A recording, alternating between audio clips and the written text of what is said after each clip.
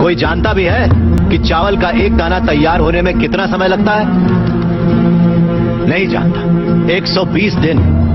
120 दिन तक जब एक किसान का पसीना उस धान के खेत की मिट्टी में बूंद बूंद मिलता है, तब जाकर अन्न पैदा होता है। और ये भी बता दूं कि हमारे देश में खाना बर्बाद नहीं किया जाता।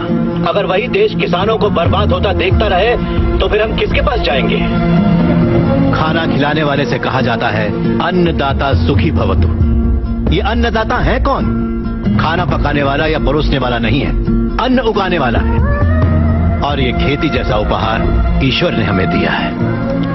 सेल फोन के बिना हम जिंदा रह सकते हैं, टीवी और एसी के बिना भी हम लोग जिंदा रह सकते हैं। जो टीवी और एसी बनाते हैं वो करोड़ोंपति हैं, लेकिन अन्न उगाने वाला वो गरीब किसान इतनी कड़ी मेहनत और धूप में पसीना बहाने के बाद दिन ब दिन गरीब होता जा रहा है। फैक्ट्रीज लगाना गलत नहीं है, बिल्कुल सही है, लेकिन खेतों को बर्बाद करके फैक्ट्रीज लगाना गलत है। इस देश में कितनी ही बंजर जमीनें हैं, कितनी ही पथरीले जमीनें हैं। क्यों? क्योंकि वहाँ पर पानी नहीं है, इसीलिए खेती करने में इतनी परेशानी उठानी पड़ती है। जरा सोचकर जवाब दीजिए कि किसान पानी लेने कहाँ जाएगा? इस देश में पिछले 10 साल में 1,71,105 से ज्यादा किसान आत्महत्या कर चुके हैं। उसमें से 25,000 से ज्यादा किसान तो इसी इलाके में रहते थे। हर आधे घंटे में एक किसान आत्महत्या कर रहा है, ये जानते हैं क्या आप? लेकिन सच्चाई यही है, जहाँ मौत इतनी सस्ती है वो देश कभी आगे नहीं बढ़ेगा सर।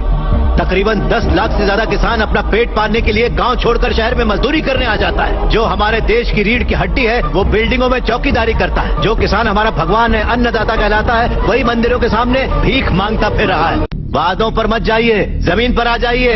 एक कॉर्पोरेट में काम करने वाला हजारों करोड़ का उधार लेकर विदेश भाग गया और वहाँ बैठकर विदेशी शराब पी रहा है। सिर्फ 5 या 10 हजार उधार लेने वाला किसान जहर पीकर अपनी जमीन पर जान दे रहा है।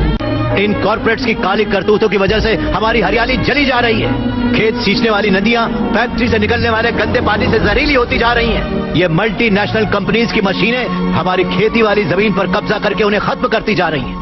पर ये दिखाई नहीं देता कि इन फैक्ट्रीज की बात कर रहे हैं आप, सारे हेल्दी फूड्स में मिलावट करके ये उसे बर्बाद करते जा रहे हैं। अंडे को शैम्पू में, गाजर को क्रीम में, सोया को साबुन में।